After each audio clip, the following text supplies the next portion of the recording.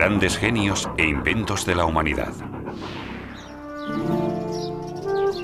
Seguro que antes de la época y el trabajo de Isaac Newton, las manzanas también caían al suelo. Pero nadie se lo había planteado. Simplemente era así. Isaac Newton se planteó las causas y se preguntó: ¿por qué tiene que caer la manzana siempre perpendicularmente al suelo? ¿Qué fuerza la atrae? En ese contexto, el inglés desarrolló la idea de la gravitación como una fuerza universal que se convertiría en la base de una de sus obras más importantes: Principios matemáticos de la filosofía natural. Isaac Newton y la gravedad.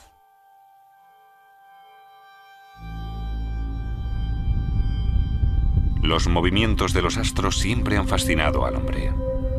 Desde el principio de los tiempos, ha intentado averiguar las leyes subyacentes. 600 años antes de Cristo, el filósofo griego Anaximandro afirmó que la Tierra era un cilindro y que se encontraba en el centro del universo. En su interior ardía el fuego del infierno. Sobre ella se encontraba la bóveda celestial, y detrás de esta ardía otro fuego. A través de unos agujeros en la bóveda celeste translucían las llamas, eran las estrellas. Un paso más lejos fue Claudio Ptolomeo, que vivió en Alejandría en el siglo II después de Cristo. Él también veía la Tierra como el punto central del universo, pero para él, la Luna, el Sol y los planetas giraban en torno a la Tierra en trayectorias circulares fijas, las denominadas esferas. Con esa teoría, los astrónomos fueron capaces de predecir con más exactitud los eclipses de Luna y de Sol y la posición de los planetas. Pero es curioso, era una teoría falsa la que les llevaba a la mayoría de estos resultados. Pasaron más de 100 años hasta que en el siglo XVI Copérnico desmontará esa visión de la Tierra como el centro del universo. El canónigo polaco afirmó que los planetas giraban en torno al Sol y entre estos planetas, la Tierra. Pero no fue capaz de demostrar su teoría. A principios del siglo XVII, el astrónomo Johannes Kepler consiguió pulir la concepción del universo de Copérnico mediante la observación precisa de los planetas y el descubrimiento de la regularidad matemática. Afirmó que los planetas no giraban en torno al Sol en órbitas circulares, sino elípticas. Y se percató de que los planetas más cercanos al Sol recorrían su órbita con más rapidez que los que se encontraban más alejados. Pero Kepler no logró averiguar qué era lo que hacía girar a los planetas en torno al Sol. Isaac Newton nació en enero de 1643 en Woolsthorpe, condado de Lincolnshire, Inglaterra. Su padre, granjero, murió poco antes de que él naciera. Por órdenes de su madre, tomó el relevo en la granja. Pero el pequeño Isaac no estaba hecho para el campo. Se quedaba contemplando el agua durante horas, pensativo, mientras las ovejas se iban escapando. Prefería sentarse en su habitación y decorar la pared con todo tipo de dibujos.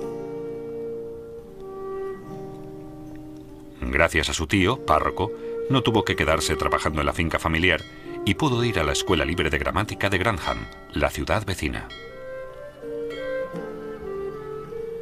Una familia de boticarios de confianza acogió a Newton. Con ellos aprendió sobre muchas plantas medicinales y al poco tiempo ya creaba sus propias fórmulas. A los 18 años, Isaac Newton se matriculó en el prestigioso Trinity College de la Universidad de Cambridge para estudiar matemáticas y filosofía. Pocos años después, ya ejercía de profesor de matemáticas en la universidad. Sin embargo, sus inquietudes iban más allá del campo de las matemáticas. Newton se interesó por diversos fenómenos físicos y químicos, y él mismo fabricaba las herramientas que necesitaba para sus investigaciones. Con su telescopio reflector, estudió los movimientos de los planetas en el cielo estrellado. Pero se preguntaba qué era lo que los mantenía en sus órbitas elípticas. Los filósofos naturales, como se consideraba a los científicos en aquella época, debatían las diferentes hipótesis. Entre ellos el inglés William Gilbert afirmaba que unas fuerzas magnéticas invisibles e incomprensibles accionaban los cuerpos celestes en el universo. El francés René Descartes prefirió dar otra explicación. Según él, todo el universo se componía de partículas materiales, y los planetas giraban dentro de ese enjambre de partículas como una hoja en un remolino de agua. Un joven astrónomo inglés dio por falsa esa hipótesis, Edmond Halley. Durante años se había esforzado por formular una teoría del movimiento de los cuerpos celestes. En vano. En agosto de 1684, Halley viajó a Cambridge.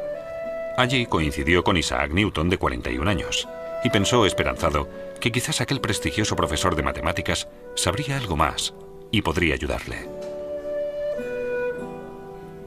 Halley hablaba de una fuerza central que situaba los planetas en su órbita. Eso no era nuevo para Newton. Hacía muchos años, cuando estudiaba, Newton se había hecho cargo de la misma cuestión. Y formuló, al parecer sin esfuerzo, una teoría matemática sobre los efectos de esa fuerza. Pero nunca se había preocupado por publicarla y prácticamente la tenía en el olvido.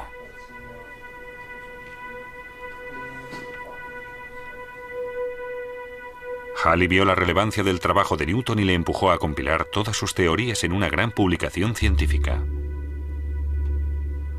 Newton cedió y comenzó a trabajar en sus principios matemáticos de la filosofía natural. Un total de 3 libros, cuya publicación financió el propio Halley 2 años y medio después.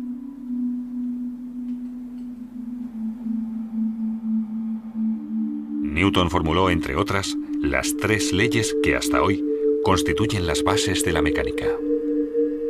Esta es la primera ley. Todo cuerpo permanece en su estado de reposo o de movimiento rectilíneo uniforme, a menos que otros cuerpos actúen sobre él.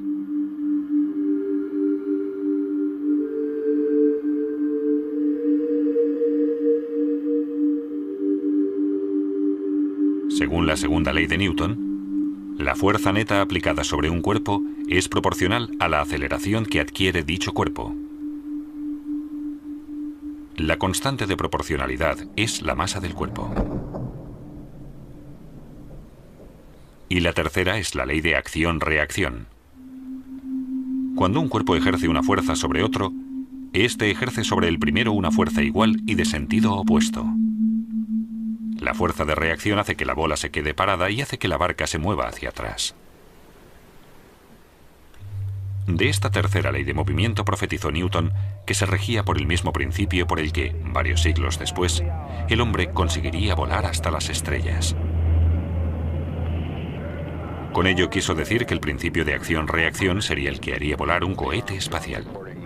El gas caliente que expulsan las cámaras de combustión es lo que produce que el cohete salga disparado en sentido contrario. Isaac Newton ve en las fuerzas la causa del movimiento de los cuerpos. Y en el caso de la Luna, afirma que lo que hace que permanezca en su órbita elíptica es únicamente la atracción de la Tierra. La fuerza contraria a esta es la fuerza centrífuga, que impide que la Luna se abalance sobre la Tierra. A la fuerza de atracción, Newton la denominó fuerza de gravedad. Ahora, con la velocidad de la órbita lunar y la fuerza de atracción de la Tierra, Newton ya puede demostrar matemáticamente que los planetas se mantienen en su órbita por la fuerza centrífuga y la de gravedad.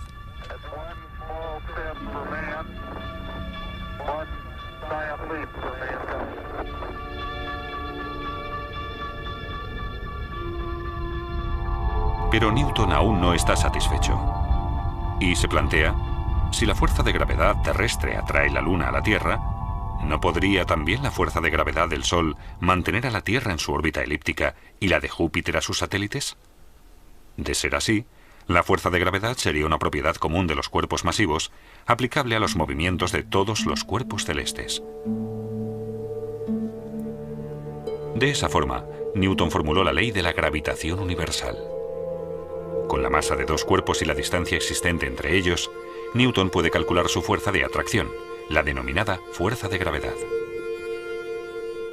De esa forma es capaz de predecir de forma exacta el movimiento de los cuerpos celestes. Con esos conocimientos se descubrirán, siglos después, nuevos planetas de nuestro sistema solar, Neptuno y Plutón.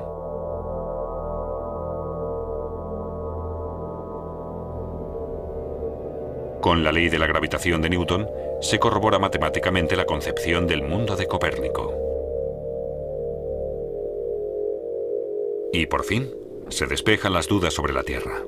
La manzana cae siempre perpendicularmente al suelo por la fuerza de gravedad y llega al suelo más rápido que una pluma debido a la resistencia del aire. Con el principio de la fuerza de gravedad, Newton también consigue explicar las mareas alta y baja. Lo que influye sobre el nivel del mar es la fuerza de gravedad de la Luna. Hasta hoy, la ley de la gravitación de Newton constituye los pilares de la física clásica. Pero a principios del siglo XX llegaron Albert Einstein y su relatividad. El trabajo de Einstein revolucionó nuestra imagen del universo.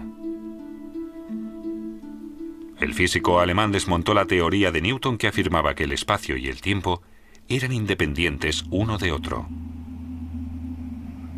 Fue más lejos en sus escritos y afirmó que la gravedad influye en el transcurso del tiempo.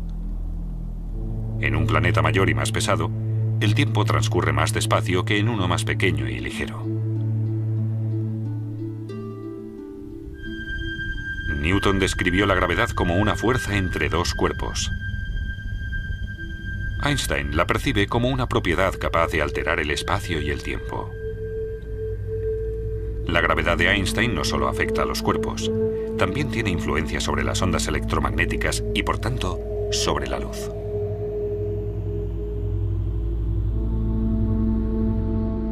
Un año después de la publicación de su teoría, esta se confirma.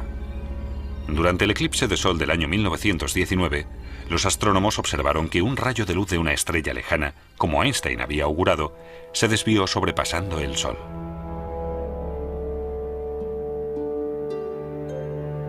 La teoría de Einstein se aplica en dimensiones raras con fuertes gravitaciones y elevadas velocidades. Pero nuestro día a día se rige por la ley de la gravitación de Newton. A los 50 años, Newton puso fin a sus investigaciones científicas. En 1696 se asentó en Londres como director de la Real Casa de la Moneda y luchó contra la falsificación. En reconocimiento por sus aportaciones científicas, en 1705, a la edad de 62 años, la reina Ana le dio un espaldarazo y lo ascendió a la nobleza. Sir Isaac Newton murió a la edad de 84 años en Londres y se le enterró en la abadía de Westminster. En la actualidad, Newton sigue estando entre los científicos más importantes de la humanidad. No solo se le considera el creador de la física clásica. La física moderna también le debe las bases de la acústica y la aerodinámica. En el campo de la óptica, Newton descubrió que la luz se compone de colores espectrales. Y también descubrió los anillos de Newton, un fenómeno característico causado por la reflexión de la luz. A pesar de su éxito, Newton era consciente de las limitaciones de sus conocimientos científicos.